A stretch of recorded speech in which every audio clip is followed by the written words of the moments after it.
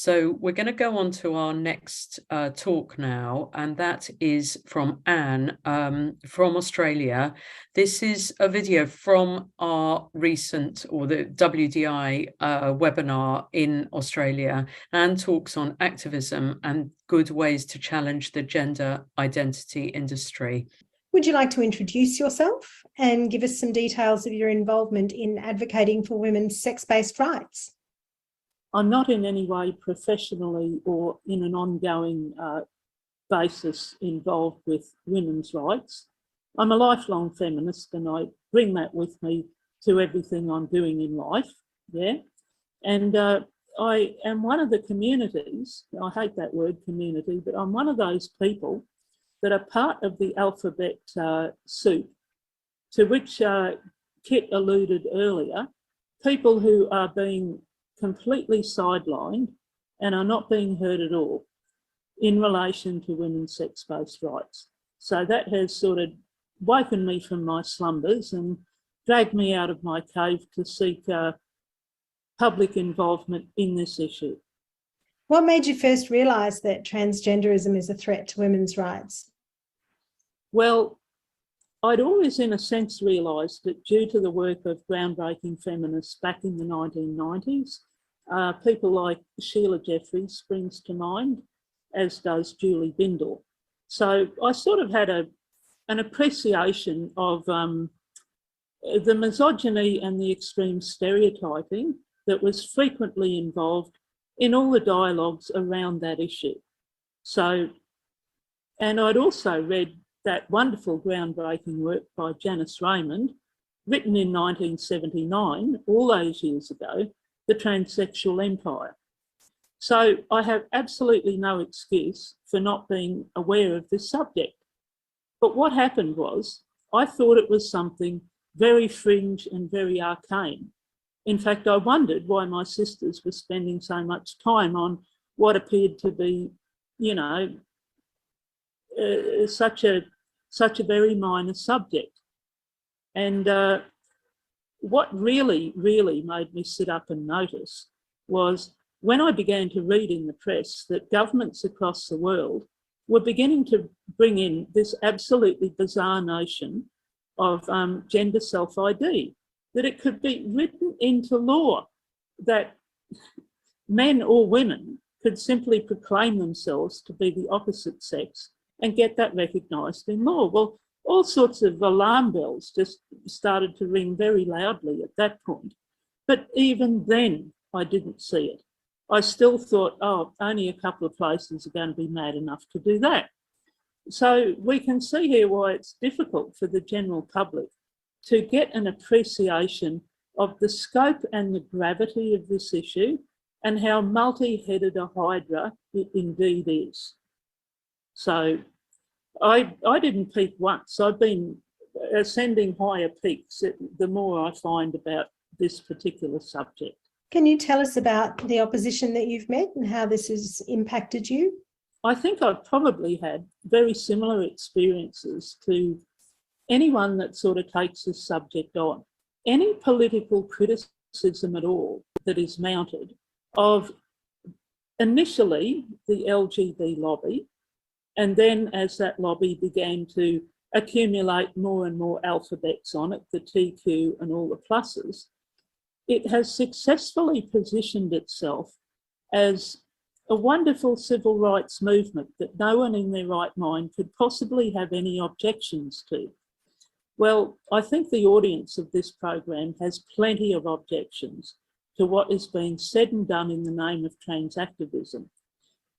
To answer your question, I'd like to make the point that even much earlier than when trans activism more or less took over that particular subject, it was still really difficult politically to criticise that particular group. If, for example, you were not particularly enamoured of some of the things that were displayed in, for example, Sydney Mardi Gras, I'm thinking here back in the 90s, when LGB was basically being used to mainstream the notion of sadomasochism. And I was absolutely appalled at the time by that, for what I hope are obvious reasons. And when I brought it up with people, the women who considered themselves to be feminists, you know, I got such negative reactions, and all sorts of people just said, oh no, I was absolutely terrible, and how could I possibly say that? And I felt as though I'd gone down some weird rabbit hole like Alice in Wonderland, or to be more accurate, perhaps I'd gone through the looking glass and everything was arse about. So you can expect to lose friends. You can expect to be told that you're crazy. You can expect to be told that you're right wing. So I guess what I'm getting at here is this has been going on for a long, long time, not just recently when the T and the Q plus were sort of added in. I guess that's the way it's affected me. You sort of couldn't take me anywhere. I'd arc up about the subject, and I found that what happened is I became very estranged from having anything really much to do with matters gay, because I was so deeply disappointed and disgusted with that whole dialogue as it was at the time, and very, very heavily promoted in the gay press, and just this big sacred cow that you weren't allowed to criticise. It was absolutely bizarre. And that at the time was a mere storm in a teacup. That was just confined really to the gay world, and now it's gone metastatic and it's absolutely blooming everywhere. Is there an area of activity where you focus your efforts to resist gender identity, and where has that taken you? Most definitely. Following on from my previous remarks, I have a monumental bee in my bonnet about the way in which LGB plus the alphabet soup has been diverted into a full spectrum attack upon women and girls' rights everywhere. And so help me, also increasingly as a stalking horse for the sexualisation of children. It absolutely appalls me to have to say that, but it is so much a part now of this particular narrative, that you can have gay children, that children can know when they're 3 or 4 that they're truly, truly somehow transgender. This is absolutely appalling. And it's coming in under the auspices of LGB. Well, this L says, absolutely not in my name. Yeah. Before I go any further, I'd just like to give a very deep and sincere thank you to other straight feminists, other straight sisters, other straight women who have defended lesbians who at the present moment are under dreadful attack. As you noted in my bio, I determined that I was gay when I was a teenager up in North Queensland in the 1970s. And it simply didn't occur to me that there could be any more in Australia. The thought didn't enter my head. I thought there might be some in New York. And when I grew up and left home, I could save up and I could go there. Now, I think it was about 2 years ago, the Queensland government, I can't think what body that it was under, but this was an official Queensland government initiative. They had something, I think it was a Lesbian Day of Visibility, or maybe a Lesbian Week of Visibility. Now, the spokesperson for that particular piece of propaganda was a biological male. This is the very, very measure of our degradation and our erasure. And I would just like to say that I believe that first and foremost, lesbians belong to the sex class women. And there is no legitimate demand that any lesbian could make of society that would harm the interests of other women, and vice versa. But the view of female sexuality that's promoted under the auspices of queer and, you know, gender transformation and all sorts of other things is something that is intensely harmful to women at the moment. So how in heaven's name, in the name of progressive politics, did we get from there might be some in New York, to here, oh, it's all terribly accepted, but it's actually about men. I mean, the mind simply boggles, okay? I'll get back to, I diverted to thank my straight sisters and to explain why I thought lesbians politically, our interests absolutely align with those of all other women. You know, not with anything that the men happen to be doing. Some men are very good on this subject, but unfortunately, alas, many are not. So our interests lie with women. And I call upon all my fellow lesbians to absolutely recommit to affiliation and political cooperation with all our wonderful straight sisters and our wonderful mums out there that are spearheading opposition to transgender ideology at the moment.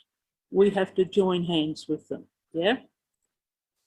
So I believe that lesbians almost have an obligation to speak up for all women against what is being said and done in our name, even if we ourselves had absolutely nothing to do with it. You will note that earlier I said that LGB had been diverted rather than hijacked by all the TQ+. I say this because LGB has always had a certain amount of housekeeping of its own to do, and the rainbow flag has been an accident waiting to happen culturally because of its association with consumerism and generally libertarian unbridled behaviour.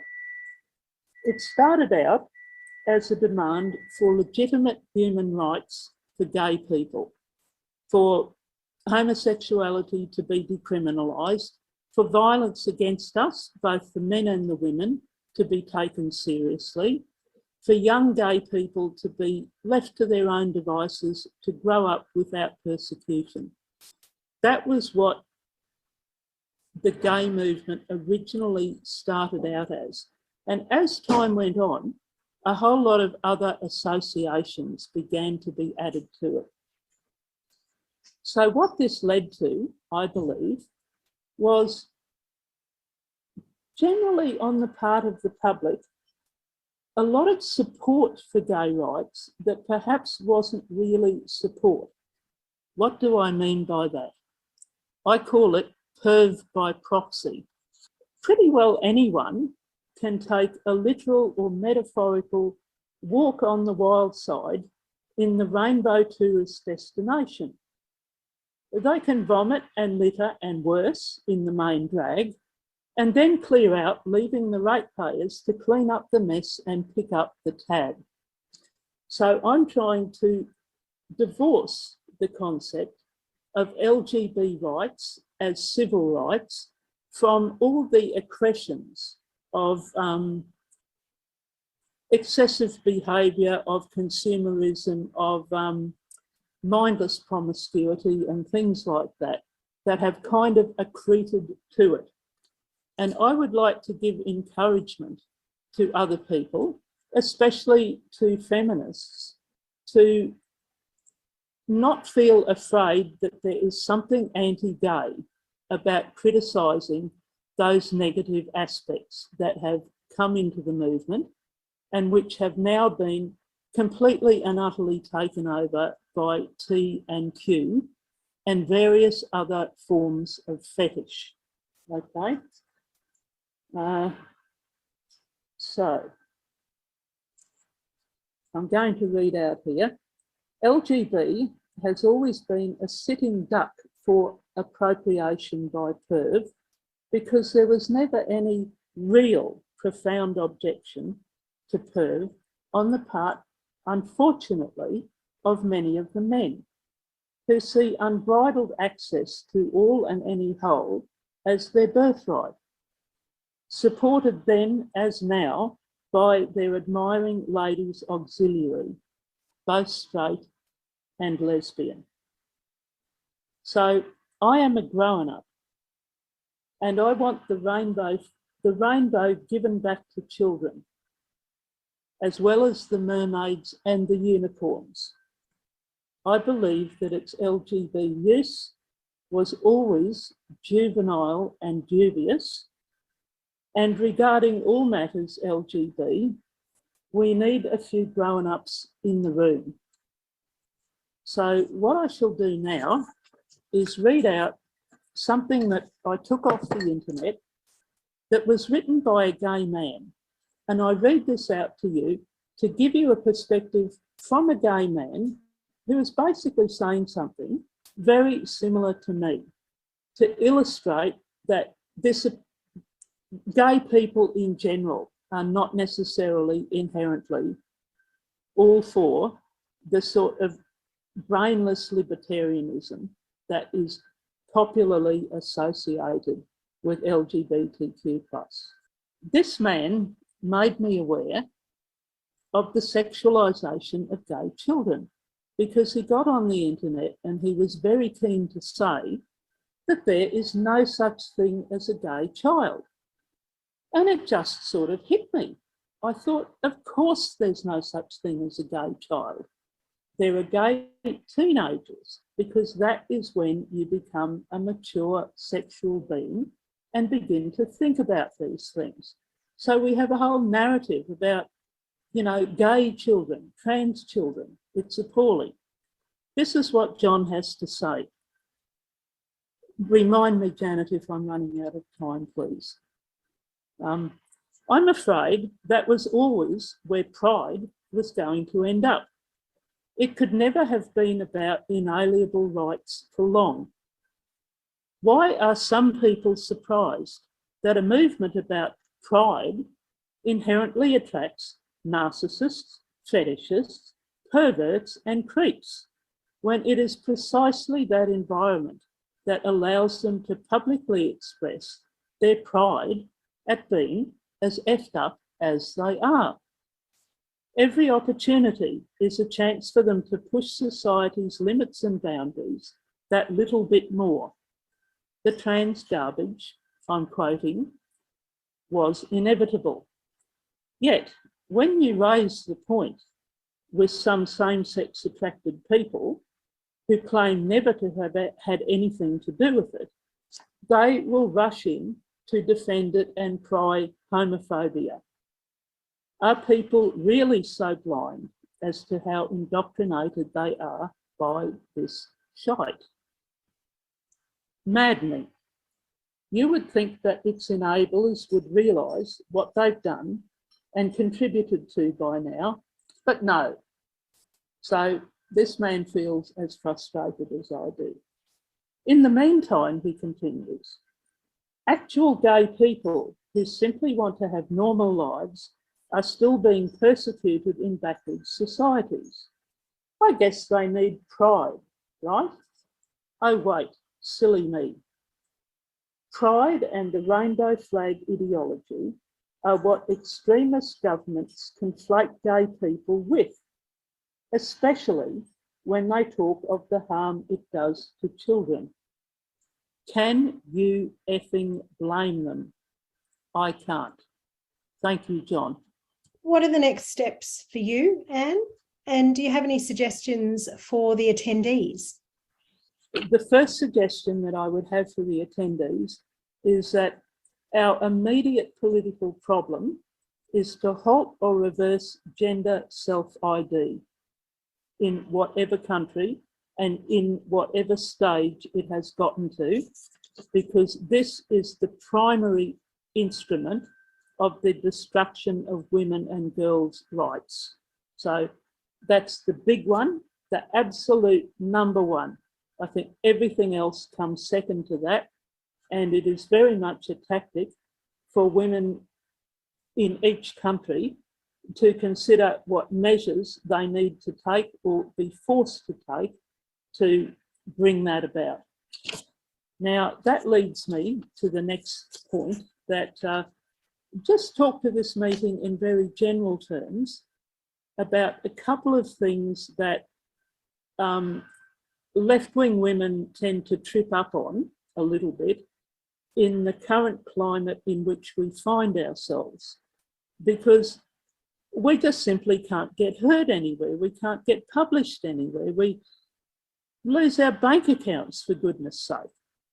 And then if we appear in the Daily Telegraph or the Daily Mail or something, up goes the cry of, oh, you're right wing, you're somehow in league with the political right. And I do feel that there is a tendency amongst people on the left to get perhaps a little bit on the wrong foot about this, to kind of retreat and say, oh God, what can we say about that? Well, this is what I reckon. First of all, look who's doing the talking. Look at who's flinging the accusation about. I think that 9 times out of 10, you will find that it is the pseudo-left, from liberal progressives to most of, unfortunately, the socialist groups. These people have lost all moral legitimacy to call us anything whatsoever, when they are the ones clamouring all over every form of media, both traditional and social, for us to simply shut up.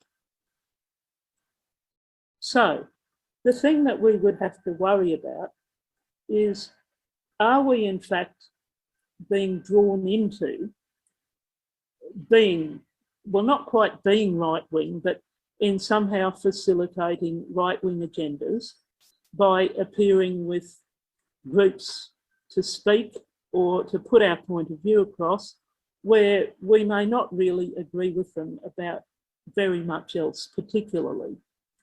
I don't think this is anything to get defensive about really, or go on the back foot.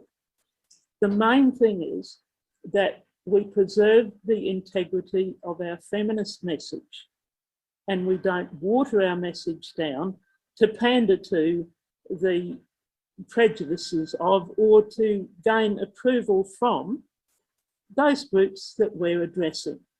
And I think if we do it like that, we're doing a good thing, and it is something that each individual woman and group will have to make their own choice from their own personal discretion as to how they think it will pan out. But accusations that are wildly flung at us, don't give them the time of day. End of. If a woman who is sweet reason personified, and I'm thinking here of Helen Joyce, can be called on social media all sorts of Nazi with little clips and snips out of something she said, taken completely out of context, I don't think we really need to worry about what we're called, because we're going to be called it anyway. And let's please not call one another that, if perhaps at times we disagree. How do we talk to the non-converted? I think that left-wing people, and this can happen to anybody, pardon me, including radical feminists, we get a little bit in our own echo chamber. And what we have to do, and this fits in with what I said earlier about talking in whatever venue to whomsoever will listen, we have to talk to the non-converted. And here's a couple of ways that we can do it. In Australian English, we have a marvellous vernacular that lends itself beautifully to straight talking and to humour. Let's use it. Let's avoid jargon. Let's present our ideas in a format that our audience can understand and which makes them think. I'll give a little example here. Up my way, Queensland, I often, especially in the past, used to have people say to me, oh, Aboriginals, oh, they get this and they get that. They get this special program, they get this special handout. And these are often people that don't have much themselves and they're feeling a little bit put out. You're going to get nowhere if you hop up and down and yell racist at people like that. What I'm fond of saying to them is, here, I've got a magic wand. I'm going to wave that magic wand and I'm going to turn you into one. You can be a black right now, and you too can enjoy all the special privileges that they have. Now, what do you reckon? You're going to take me up on it? And you would be surprised at the thoughtful looks that actually come over people's faces when the idea of them being racist is presented to them in a completely different way. I'll give another example here with the environment. Greens, sadly, and Matters Green seem to have gotten in the culture wars, particularly here in Australia, all sorts of a bad name. People just draw the shutters down when you talk about the environment, you want to talk about sustainability. Here's another way to go about it. There is nothing radical about environmentalism in some ways. It's as conservative as it gets. Waste not, want not. Who doesn't understand that? Take that as your departure, your point of departure, to talk about environmentalism and to talk about how monumentally wasteful our current system is. And then I'm fond of saying to people, if we destroy the glories of creation and there's nothing left, what is there left for those that come after us? What is there left for the next generation? And then you start dragging jobs into it. Where are the jobs of the future for our children if we find that we can no longer be wasteful of the world's resources? I haven't mentioned a single ism. I haven't mentioned Greens. I haven't mentioned sustainability. I haven't mentioned a single buzzword that's going to set people off. So I just thought I'd do this a bit, you know, all my mob. I know a lot of Hansonites, let's just put it this way. I do. I come from a working class background. Excellent people in many ways very right wing, but they'd also give you the shirt off their back. So let's get a little bit outside our sometimes prejudiced echo chambers and take the word out there to the people.